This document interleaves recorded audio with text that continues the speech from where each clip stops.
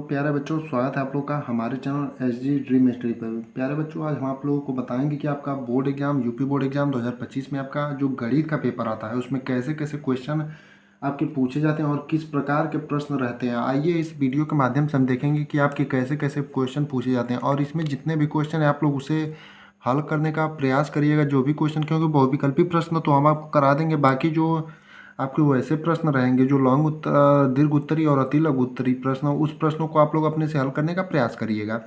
नहीं तो अगर हम हल कराने लगेंगे तो ये वीडियो बहुत लंबा हो जाएगा। आप लोग कमेंट में ज़रूर बताइएगा कि आप लोगों ने अपनी तैयारी कितनी बेहतर की है, यानी कि जो क्वेश्चन ना आए उसको आप लोग कमेंट में पिन करिएगा, उसका सॉल्यूशन हम आपको बता देंगे। लेकिन आपको सबसे पहले करना क्या है कि इसको देखना है कि इसमें कैसे कैसे प्रश्न आपके पेपर में पूछे जाते हैं। आइए इसी के बेस पर आपके यूपी बोर्ड एग्जाम 2025 में भी क्वेश्चन पूछे जाएंगे। इसमें खंड अ में आपको बहुविकल्पी प्रश्न मिलेंगे जिसको आपको ओएमआर शीट पर हल करके भरना रहेगा। इसमें पहला क्वेश्चन है, यदि 65 और 117 के एचसीएफ को 65p माइनस 117 के रूप में व्यक्त किया जाता है तो p का मान क्या होगा। यानी आपसे पूछा है, यदि 65 और 117 के एचसीएफ को 65p माइनस 117 के रूप में व्यक्त किया जाता है तो p का मान क्या होगा। तो इसमें जो आपका सही उत्तर होगा p का मान वो ऑप्शन नंबर बी होगा, यानी 2 होगा। यानी p का मान आपका क्या होगा, 2 होगा, क्योंकि 65 और 117 का जो एचसीएफ को, यानी एचसीएफ उसका जो आएगा आपका 13 आएगा। तो p का मान जब आप 2 रखेंगे, 65 117 का अगर आप एचसीएफ निकालते हैं तो इसका एचसीएफ जो आएगा आपका कितना आएगा, 13 आएगा। तो 13 आएगा, तो 13 किस प्रकार आपको इसके एचसीएफ को इस रूप में व्यक्त किया है। तो यहाँ पर अगर आप 2 रखेंगे, 2 तो ये 65 गुणे 2 करेंगे तो 130 हो जाएगा, और 130 में से माइनस 117 करेंगे तो 13 ही बचेगा। तो ऑप्शन नंबर बी आपका सही होगा, यानी कि आपका 2 आंसर। दूसरा क्वेश्चन पूछा है वैल्यू ऑफ, यानी कि 2tan, यानी कि 2tan 45 degree upon 1 + tan square 45 degree का मान होगा। इसका मान क्या होगा। तो आप सबको पता है कि tan 45 डिग्री का मान 1 होता है, तो 2 गुणे 1 कर देंगे आप यहाँ पर, और यहाँ पर 1 प्लस का tan 45 डिग्री का मान 1 हो जाता है, तो 1 का स्क्वायर यहाँ पर भी 2/2 हो जाएगा। यानी कि आप इसको काटेंगे तो आपका आंसर कितना आएगा, 1 आएगा। यानी आपका ऑप्शन नंबर सी जो है वो सही होगा। अगला जो है 15, 18 और 24 का लसा है। ये क्वेश्चन हम आपको सॉल्व नहीं कराएंगे, इसका डायरेक्टली आंसर बताएंगे, क्योंकि आप अगर कक्षा 10वीं में पढ़ रहे हैं तो आपको लसा निकालना एकदम आसानी से आना चाहिए। तो इसका जो सही उत्तर होगा 360 होगा, यानी कि ऑप्शन नंबर डी आपका। अगला जो क्वेश्चन है कि चौथा क्वेश्चन 148/185 का सरलतम रूप है, यानी इनको आपको हल करना है। तो 148/185 को अगर आप 37 से काटते हैं तो आपका 4/5 आएगा, यानी कि ऑप्शन नंबर ए आपका सही है। अब अगला क्वेश्चन देखते हैं क्या है। अगला क्वेश्चन है, p के किस मान के लिए समीकरण 3x - y + 8 = 0 और 6x - py = 16 संपाती रेखाएं निरूपित करती हैं। यानी कि अगला क्वेश्चन जो आपका है 5वां क्वेश्चन है, और इसमें जितने भी क्वेश्चन है ये आपके प्रीवियस ईयर क्वेश्चन है, और जो पेपर आपके आएंगे इन्हीं के बेस पर आएंगे, यानी कि प्रीवियस ईयर क्वेश्चन से ही पेपर आपके छपते हैं। ये नहीं कि वायरल पेपर का मतलब आपका ये हुआ कि ये इसी साल का पेपर, इस साल का नहीं है। जितने भी लोग आपको पेपर कराते हैं या तो मॉडल पेपर होते हैं या तो प्रीवियस ईयर क्वेश्चन होते हैं। तो आपका जो ये है, p के किस मान के लिए समीकरण 3x - y + 8 = 0 और 6x - py = 16 संपाती रेखाएं निरूपित करती हैं। तो इसका जो सही उत्तर होगा +2 होगा, यानी 2 को अगर आप रखेंगे तो संपाती रेखाएं निरूपित करेंगी।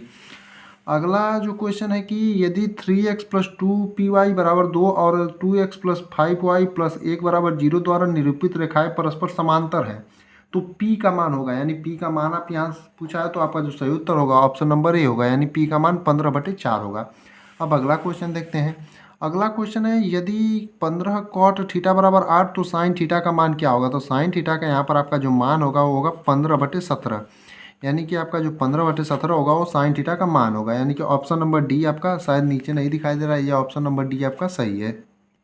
अब अगला यानी कि 8वां क्वेश्चन है, यदि ABC तथा XYZ 2 समरूप त्रिभुज हैं तो तथा एंगल A = 75 डिग्री और Y = 57 डिग्री, तो C का मान होगा। तो C का मान यदि आप इन दोनों को जोड़ेंगे तो 75 और 57 हो जाएगा 132, और तीनों एंगलों का मान होता है 180 डिग्री। 180 में से 132 घटाएंगे तो आपका 48 डिग्री सही आंसर होगा, यानी ऑप्शन नंबर बी आपका सही होगा।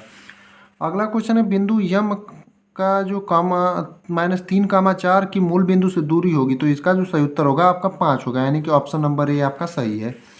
अगला जो क्वेश्चन है, बिंदुओं -2, 6 और -2, 10 को मिलाने वाले रेखाखंड के मध्य बिंदु के निर्देशांक हैं।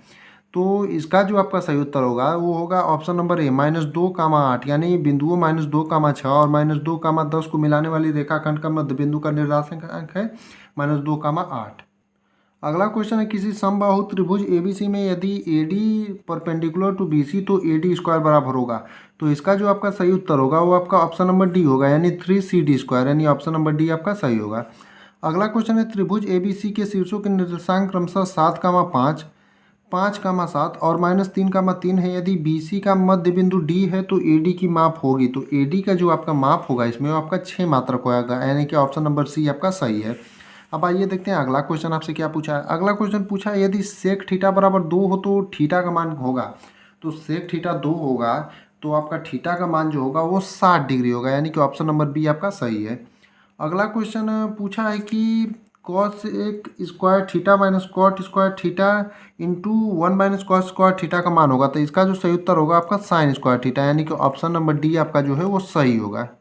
इसमें हम डायरेक्टली आपको आंसर बता रहे हैं। आंसर बताने का मकसद हमारा ये है कि आपको ये दिखाना कि पेपर आपके किस प्रकार के आते हैं, इसका सॉल्यूशन जो है सभी क्वेश्चन हम आपको टॉपिक वाइज आपको इसी चैनल पर कराएंगे, इसलिए आप लोग चैनल पर जुड़ जाइएगा।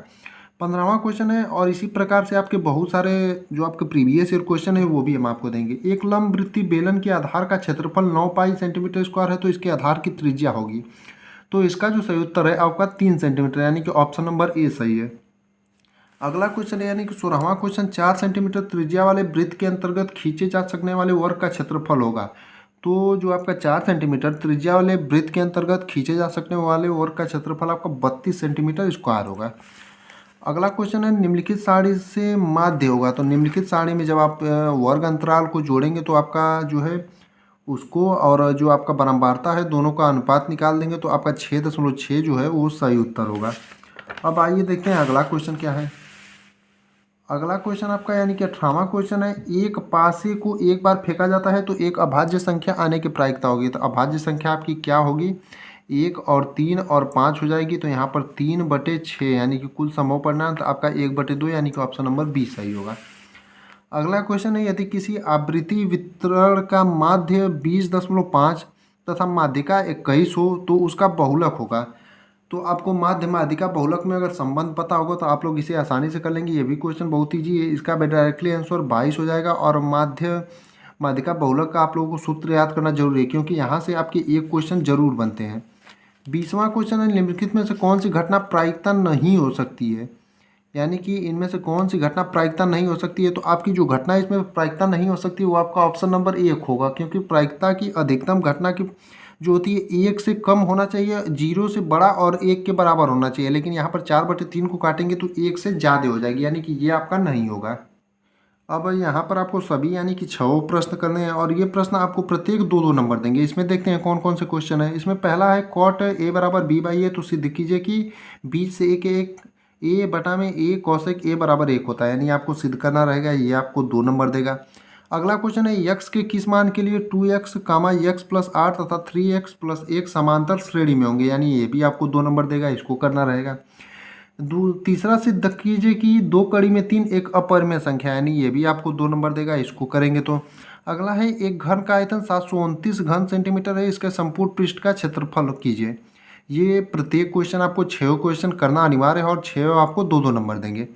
5वां है बिंदु 2, -3 और -4, 6 को मिलाने वाले रेखाखंड को एक संबंधित 2 के अनुपात में अंतर विभाजित करने वाले बिंदु के निर्देशांक ज्ञात कीजिए। अगला क्वेश्चन आपका माध्य पर संबंधित है, इसे आप लोग ध्यान से देख लीजिएगा और इसे नोट कर लीजिए। ये जितने क्वेश्चन है इसे आप लोग जितने हम बता रहे हैं इसे नोट डाउन करते चलिएगा। इसका सॉल्यूशन आगे वाले आने दिनों में हम आपको कराएंगे तो आप लोग अपने आप से इन क्वेश्चनों को सॉल्व कर देंगे। अब इसमें से आपको इस खंड में से 6 प्रश्न दिए हैं जिसमें से आपको 5 को करना रहेगा, यानी कि और प्रत्येक आपको 4-4 नंबर देंगे।